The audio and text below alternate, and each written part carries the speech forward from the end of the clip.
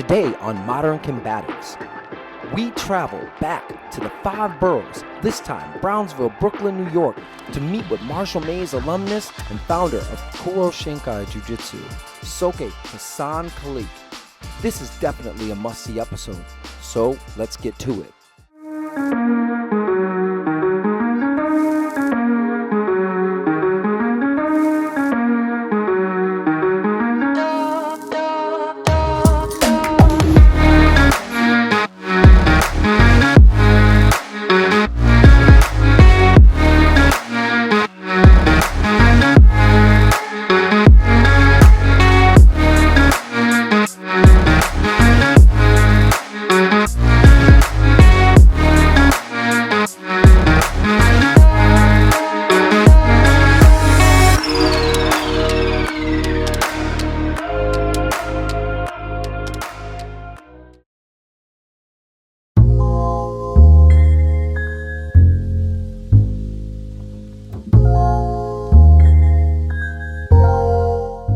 As we were making our way to Brownsville to meet up with Soke Haisan, I was a bit concerned with the audio quality with this episode because with COVID being in full swing, we had to take precautions and wear masks, and that was going to limit the audio quality. We did the best we could, and I like to think that we did all right. Hey, yeah, man. So we finally came, man. Yeah. We're about to get up in here and see what he has to give us. Yeah, sure. Get some lessons for our viewers too. Yeah, that's what I'm talking about. For real, you know.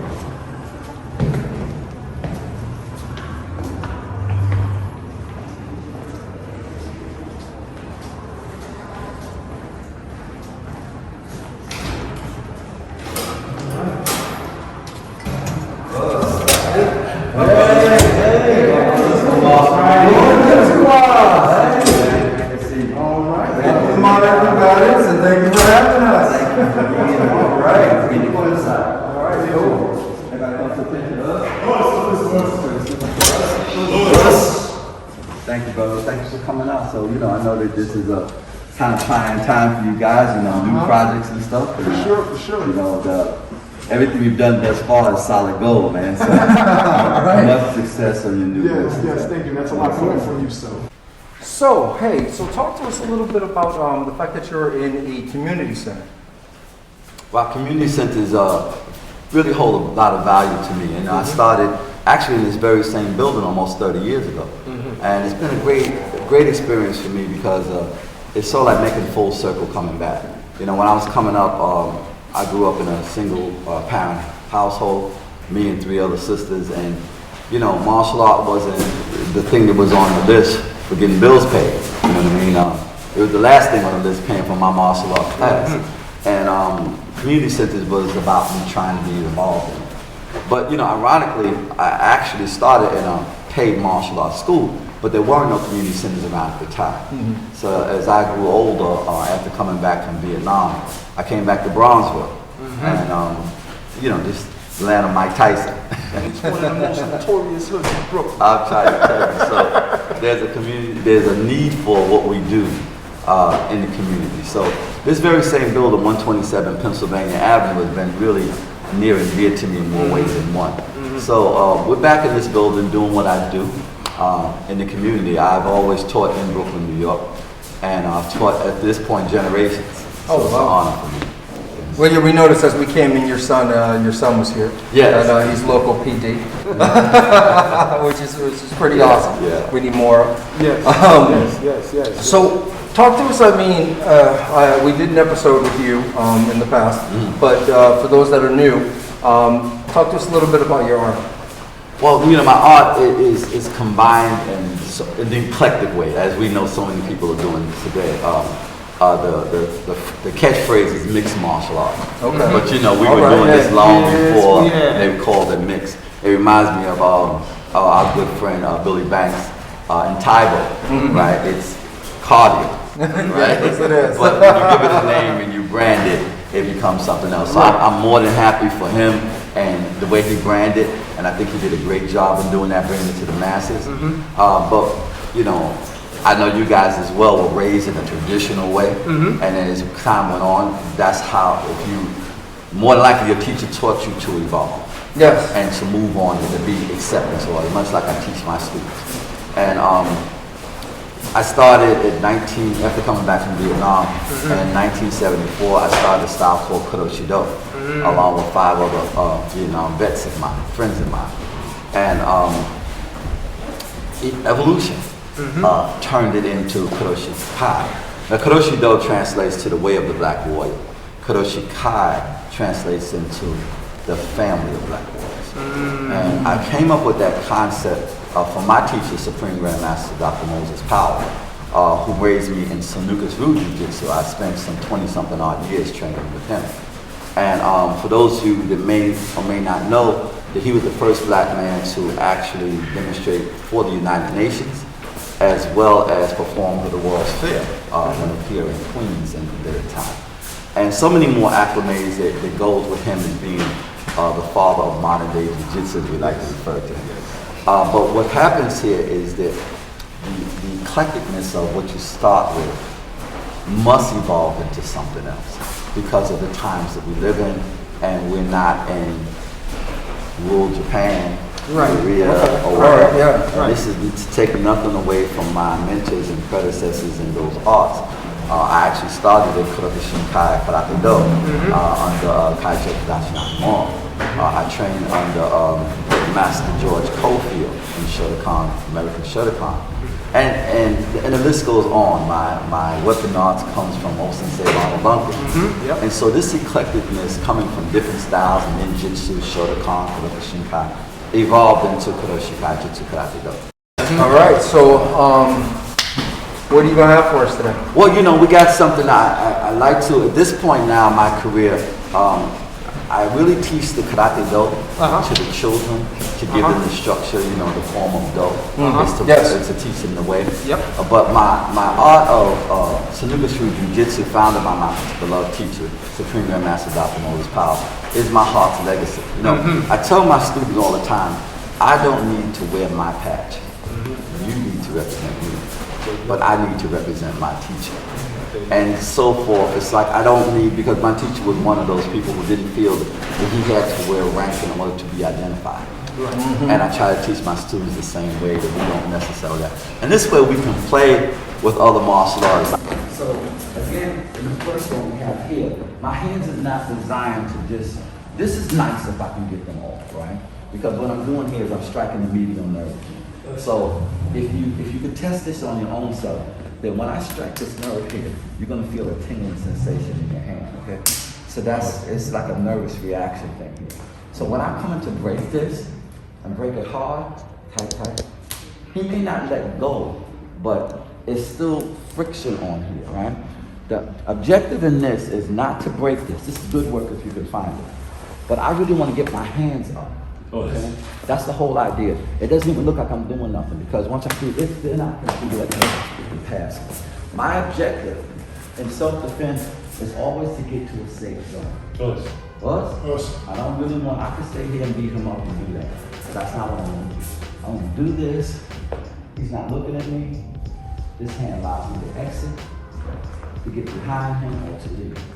This is all I need in the technique. And I'm exiting. I'm going. I'm going to see.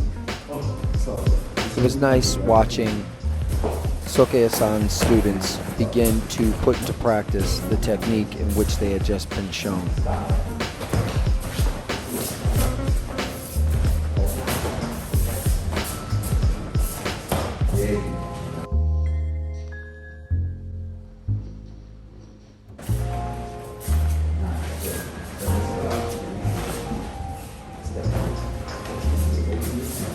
Martial art. We want to understand that everything has a basics and a premise, right?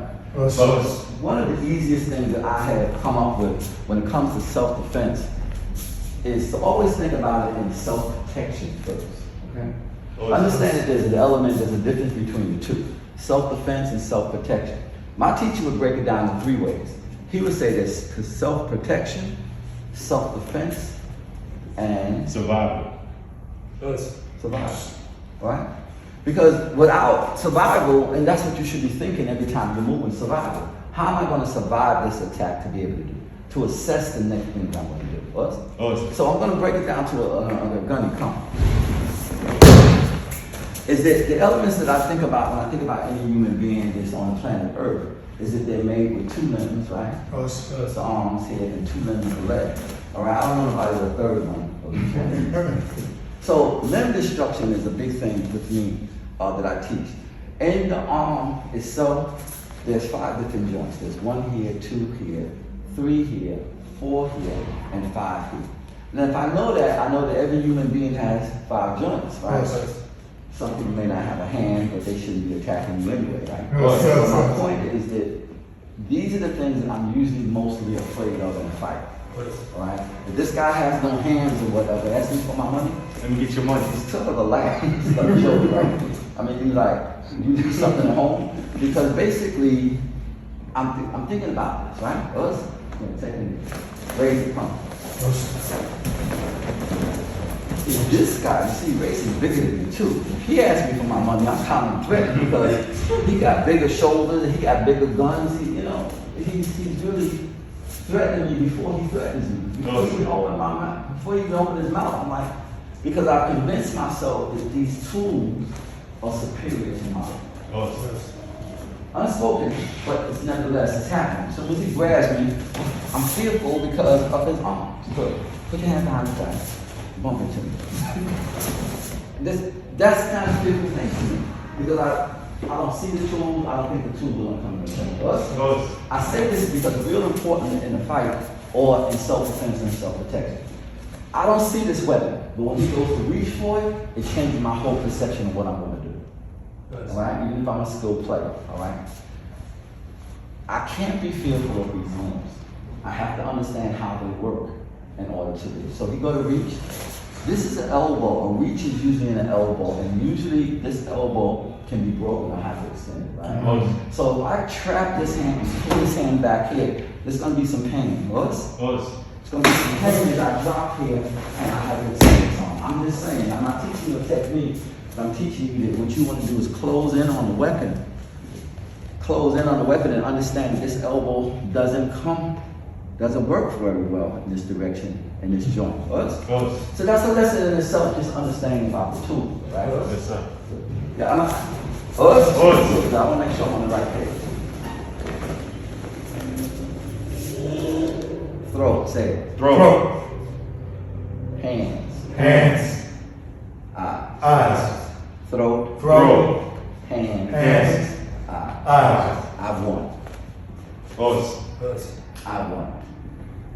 I got kicks, I got chops, I got punches, I got throws, but never once did I actually, in any of those things, focus on throat, hand, and eye. Because some people can take a throat and get right at it, and they're not even players, right? There's something in the body called adrenaline, that when a body is attacked, pain starts to happen and the body sends adrenaline to that area. There's people who've gotten shot and got up and come back at the person with a bullet in them, more than one bullet in them. They'll probably feel it next Tuesday, but I want him to feel it now. There's people who got cut, stabbed, and still attacking, and later on, maybe pass out, but they're still attacking. But if I hit you in the throat and you're not breathing, you're more likely to have access to his hands, which is the thing that's going to damage me. And if he can't see me, then and if I put his eyes out, I could be right over here, he won't even know. Exposing his hands so that I damage him. Throat. You can't breathe. So the principle is, no matter what the technique is, no matter how fancy it is, or whatever else I want to do to make it happen, I got to be able to assess throat, hands, eyes as a principle of fighting. So no matter what I'm doing, if I did this, I hit him here, pow, pow, that's pretty, right? But never once did I assess throat, hands, eyes. If I understand that about my self-defense, when he's grabbing me or whatever, I have to understand this is the tool. Let me just explain one thing. From here to here, I call this hands. You call this hand.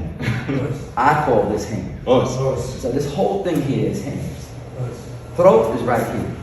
When I put these two fingers here inside of his throat and turn, this will make him gag. I'm going to put it in there to this joint with my fingers, and I'm going to turn it. So when I go in, and I'm going to turn it. So right on the windpipe, I'll turn off those boxes. If I did this in holding, it's a whole nother thing. If I did it from the rear and I place my thumb here and push down, by the time I pull it back up, the windpipe is bust. So that, you know, I'm just saying, there's people who will do this. Right? That's cool. And it works. But there's 3 types of chokes in practice. There's air, buzz. There's blood, and Impact. What's an impact choke? An impact choke is when, and I can't do this hard because I hurt my ubu. I deliberately put space in between me and the person I'm choking, and I bang him back into this. That's going to choke him out. When I'm doing an air choke, I need to have 9, 8, 7, 6, at least 6 seconds of pressure in order to get the pass out. When I'm doing a blood choke, I gotta make sure that I'm cutting off the carotid and holding it for a prescribed amount of time in order to get him to pass out. When I do an impact choke, all I hear is this, down. When I do this impact choke, I keep taking out from this point here because basically all I need for him to do is lose air for a short period of time. If I get him to lose air if I'm moving here and I'm coming here and I leave space here, I impact here, he bounces off that, I choke. When I drop, he'll drop. But again, this is not the player in the street. This is just my dojo brother who knows how to fall. Am I finished? No, sir. No. I have to make sure he can't breathe. My whole attack was about attacking his air supply. Human beings can't breathe without air. Human beings need air. So no matter what I'm doing, I gotta be into the premise of how am I moving to this guy's air supply. Air supply. What am I doing? Did you see what he just did? Cut off your head. Who cut off here? Who cut off his head? He just put his throat down there on me. This is a limb too. The patella, the kneecap, doesn't like moving off of its center. Alright? If I break this, if I hit it in the lateral meniscus in the side here, why is he jumping? Because it's a nerve lining here. This is just friendly fire what I'm doing here. I'm a martial artist. I break bricks. I break boards. I break kneecaps. We don't do that too often. But when I hit him here, I'm going to get this reaction. Look. This rise. This is going to make anything rise. Then I can go to my next thing. What was my mission? What was my mission? T.H.E. T.H.E. So what I'm gonna do is I'm gonna roll over and take him with me, and I'm gonna break his spine. But if I did that for real, it would actually break us. But I beat him his body armor because I was on the ground. I gotta get up with somebody, right? The principle, T.H.E. The. Throat, hands, eyes. Okay. What you say, Sophie, that is not self-defense.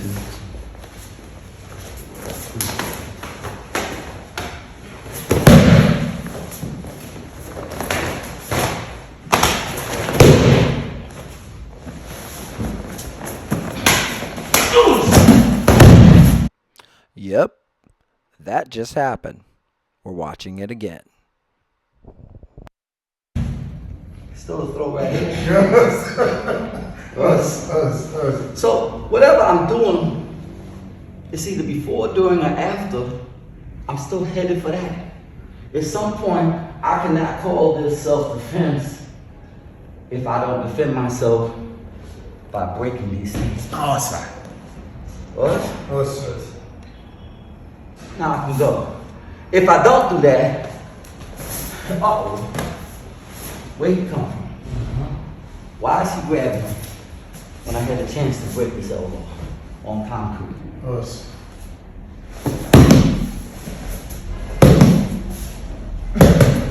Is that not the same prototype? Us.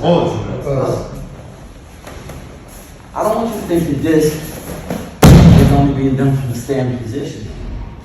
That this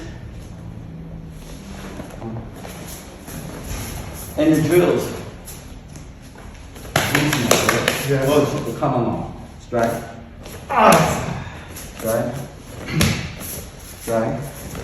So why am I just doing this? It's a pressure lock. It hurts like crazy when it's pressure. But look, so I let go, you want to fight. Crazy, air, let go, break, go.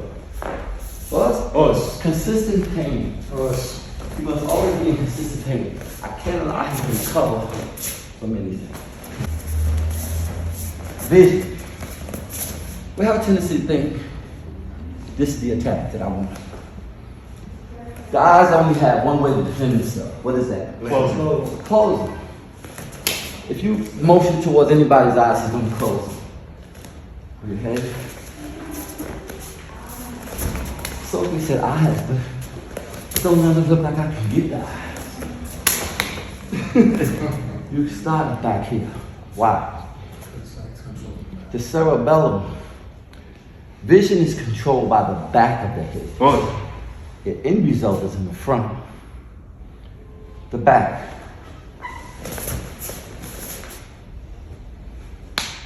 Why is his eyes closing if I'm hitting him in the back? Because vision is controlled with the lobe in the back. So as my hand's coming in, I leave it in. Pull your head. Where's he going? Where is he going? Allow him to do this.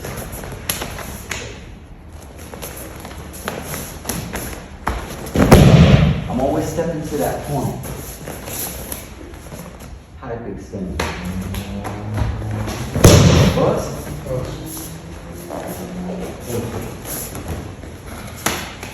Oh my goodness. What's Soke gonna do now? Mr. Vision can't put his eyes out. Can't put his eyes out. Can't break his arm. Can't break his arm. What this teaches me is that everything is relevant to where I'm at in the fight. If there's two people, I should not be trying to fight this person in the middle. I should be always trying to move towards one of them. This is always going to take an advantage of me to use this other person. He still has this, but it's a lot of things I can do closer to him than trying to fight both. Move away. Move. Because when they see me move here, but if I move here, I still don't have an attack here, but I'm in a better position to fight. So everything is about relevant to where I put it.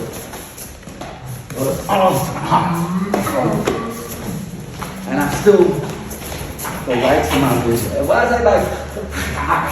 Because I'm not punching everybody, but I'm thinking about those three principles as I fight.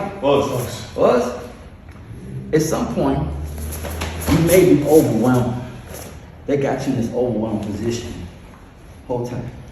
And you really can't get those knees off or nothing. What all I'm doing here is waiting for opportunity. I can't go this way. They won't let me go this way. They won't let me go this way. But none of them can ever stop me from going down.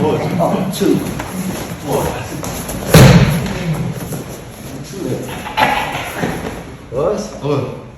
None of them can ever stop me from going down. And when I go down, I've broken their balance and established mine. Good. This last exercise, I'm going to show you this. I'm going to take this hand and hit you right here. Defend yourself. Good. Defend yourself. Good. Better chance, right? Boss. Good. This could have been a night. Boss. But I'm gonna hit you right. I'm telling you, I'm gonna hit you here. How is it that he's not? I'm telling you, he can see me, but he can't defend himself. $50. Because maybe he needs some motivation. $150.